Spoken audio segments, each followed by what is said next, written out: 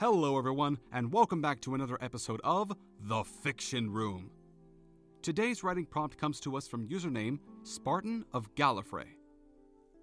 The prompt is, at age 15, you told the girlfriend you were in love with that you'd always be there when she was in need. Aphrodite heard you and made it a reality. Whenever your girlfriend was in need, you appeared at her side. Problem is, you and the girl broke up after 3 weeks, but you still appear even now, 10 years later. Our first story today is written by Puppy88. I just don't know how I can live like this, Doc. Seeing her now just makes my skin crawl, Roger said, staring at the ceiling of his psychiatrist's office. And the medications I prescribed you haven't been helping? You still hallucinate that you're suddenly transported to see ex-girlfriend Liz? Dr. Meadows asked. It just happened again 2 weeks ago. One minute I'm getting ready for work, then I step out of my front door and suddenly I'm on the other side of the state. And there she is looking all weepy and stuff. And what did you do? I turned around and left, just like I've been doing. Took 3 buses and a cab to get home. Somehow managed to not get fired. The doctor nodded her head slowly. I have to be honest with you, Roger. Your case is baffling to me. Your hallucinations are remarkably complex and vivid, and all manage to hold some kind of strange internal consistency, save for the fact that you magically transport to other places. I've heard this speech before, Dr. Meadows. You're my 3rd psychiatrist. I hoped that this new cocktail of drugs was going to do the trick too. But it sounds like I'm just certifiably crazy. Save your breath and don't bother trying to refer me to someone else. I guess I'll just have to live with it. I wasn't going to refer you away, Roger. Your case is baffling to me, but I enjoy the challenge. We need to try some out-of-the-box thinking here. Avoiding your hallucinations doesn't seem to be working. When you get home from here, I want you to look up your old high school flame and call her. The real one. Maybe some connection to the real version of her will help you move on from your subconscious's obsession with her. Isn't that going to seem a bit, I don't know, stalkerish? It might, she said, standing to show Roger out. But have you really got anything to lose? I guess not, he answered. He stepped out of her office, pulling the door shut behind him. As the door clicked shut, the hardwood floor of the office was instantly replaced with muddy grass. Heavy drops of rain pelted him from dark clouds that hung in the sky. A chill wind blew right through the thin jacket he was wearing. Roger looked around. He was standing in a cemetery. There was Liz, standing over an open grave, clinging tightly to an umbrella. A preacher of some kind stood in front of the grave, droning on in the bored tone of a man who wasn't getting paid enough to eulogize a man he didn't care about. Liz lifted her gaze from the grave, and her tear-filled eyes met Roger's. He turned and started to walk away, but stopped. Roger turned back and looked at her. She was still staring at him, but now her expression turned to confusion. Roger hesitated a moment longer, then started walking toward her. She seemed to recoil slightly as he came and stood next to her. He looked at the grave marker. It was for Liz's dad. The two of them stood there wordlessly while the preacher finished his ceremony. Finally, he snapped his book closed and nodded in the direction of the two of them. The preacher turned on heel and left them standing by the open grave. I'm sorry about your dad, Roger said finally. Thanks, Liz said softly. You haven't talked to me in a long time. Not since high school. I thought all of those times I saw you walking away meant I was getting better. Somehow I'm glad that you're here, though. It's better than being alone. But I guess this means I'm still crazy, she said. Roger looked at her, studying her expression. Who isn't these days? He asked after a pause.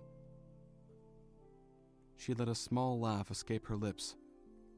Liz looked at him and smiled. It was the first time Roger had seen that since they had broken up. Would you stay here with me a while?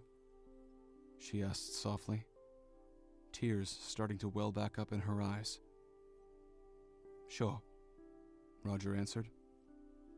What did he have to lose?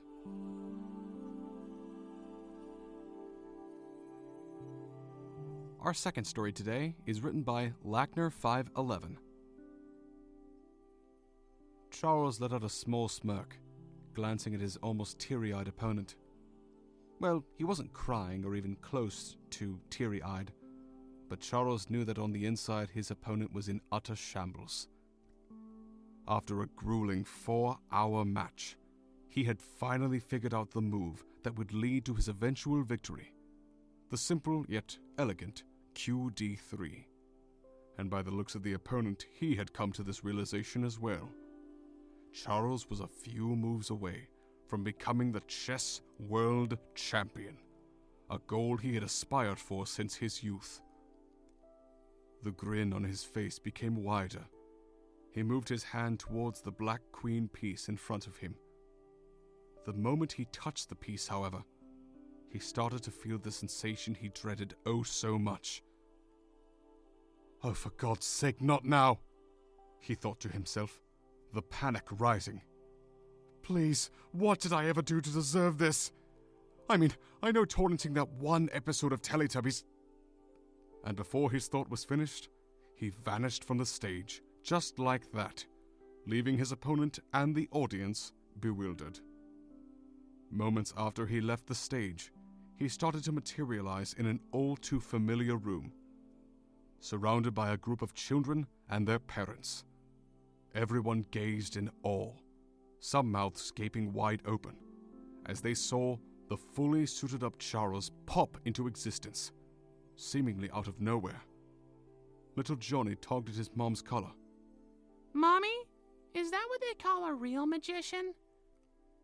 Naturally, Johnny's mom was too awestruck to respond, her eyes fixated on the rather dashing Charles.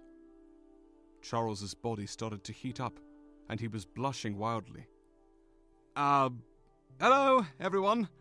I assure you this is not what it looks like. He started to scan the room quickly, and saw Lana standing in front of the sliding door that led out. Making his way briskly towards her, brushing past the crowd of startled parents and children, he gently grabbed her by the shoulder and took her outside, but not before giving his best fake smile to everyone inside. Ladies and gentlemen, this has been the surprise act for the day. Please enjoy the rest of the show. Making a swift motion with his hands, he bowed down, his toupee falling off and falling right into his hands. And yet another part of the act, the disappearing hair act, Charles lamented, gritting his teeth together, knowing what he said made absolutely no sense. He heard a few laughs from the parents and children alike before shutting the door behind him.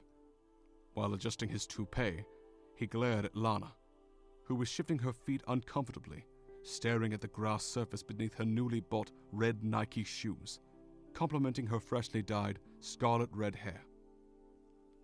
My God, woman, what is it now? I don't see a single thing that could possibly be wrong, Charles bellowed, his arms flailing wildly. Do you realize where I was before this? With a loud stomp of his foot, he continued his onslaught of words. I was this close, his index and thumb finger a hair's width apart.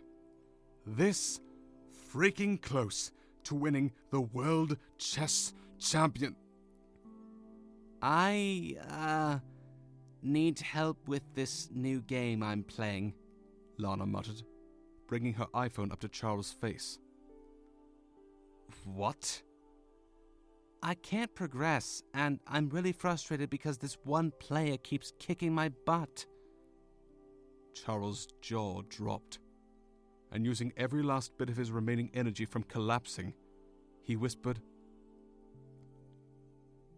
"The Legend 27?" Thanks again for listening to The Fiction Room. If you like what you heard, please consider liking, sharing, and subscribing. It really does help us. But for now, stay safe out there, everyone. See you next time.